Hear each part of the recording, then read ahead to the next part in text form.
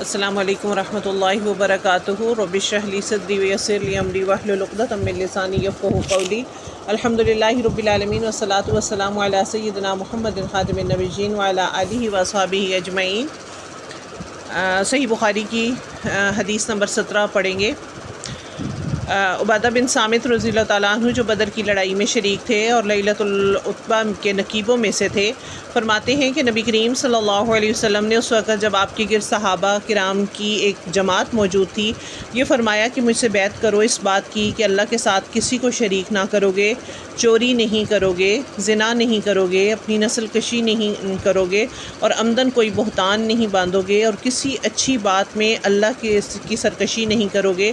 جو کوئی تم میں سے اس عہد کو پورا کرے گا تو اس کا اجر اللہ کے ذمہ ہے، اور جو کوئی ان بری باتوں میں سے کسی میں مبتلا ہو جائے اور اسے دنیا میں سزا دے دی گئی تو یہ سزا اس کے گناہوں کے لیے کفارہ بن جائے گی، اور جو کوئی ان میں سے کسی بات میں مبتلا ہو گیا اور اللہ نے اس گناہ کو چھپا لیا تو وہ معاملہ اللہ کے سپرد ہے، اگر چاہے معاف کر دے اور اگر چاہے سزا دے دے۔ عبادہ کہتے ہیں کہ پھر ہم میں سے ان سب باتوں پر آپ صلی اللہ علیہ وسلم نے ہم نے بیعت کر لی۔ اس حدیث کے راوی جو صحابی ہیں وہ انصاری بھی ہیں، اور ان لوگوں میں سے ہیں جنہوں نے مکہ آ کر مقام عقبہ میں آپ صلی اللہ علیہ وسلم سے بیعت کی تھی، اور اہل مدینہ کے تعلیم و تربیت کے لیے آپ صلی اللہ علیہ وسلم نے جن 12 آدمیوں کو اپنا نائب اور نقیب مقرر کیا تھا ان میں سے ایک ہیں، اور جنگ بدر کے شرکاء میں بھی یہ شامل تھے۔ ان کی حدیثیں اگرچہ واضح طور پر انصار کی وجہ تسمیہ ظاہر نہیں کرتی، لیکن اس سے اتنا پتہ چلتا ہے کہ مدینہ کے لوگوں نے جب اسلام کی مدد کی، اعانت کی، مکہ اگر رسول اللہ صلی اللہ علیہ وسلم سے بیعت بھی آ کر کی تو اسی بنا پر ان کا نام انصار پڑا۔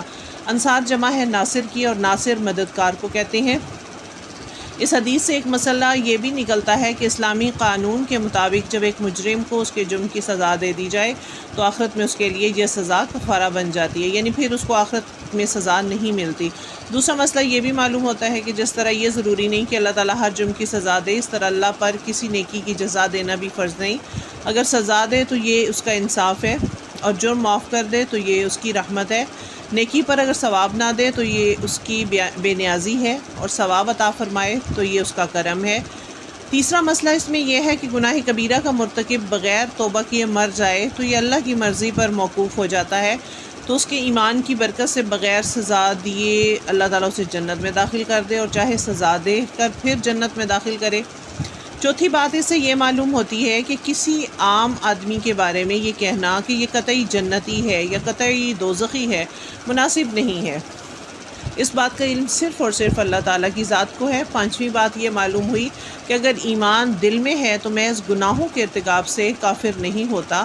اس حدیث میں اسلامی تعلیم کا پورا خلاصہ اور اخلاق فاضلہ کا جوہر آ گیا۔ جو شخص اس حدیث کے مضمون پر عمل درآمد کر لے اس کی نجات کے لیے یہ کافی ہے۔ تو ہمیں بھی اللہ تعالیٰ بعمل زندگی نصیب فرمائے، ہم سب سے راضی ہو جائے۔ سبحانک اللہم و بحمدک نشہد ان لا الہ الا انت نستغفرک و نتوب الیک۔ السلام علیکم ورحمۃ اللہ وبرکاتہ۔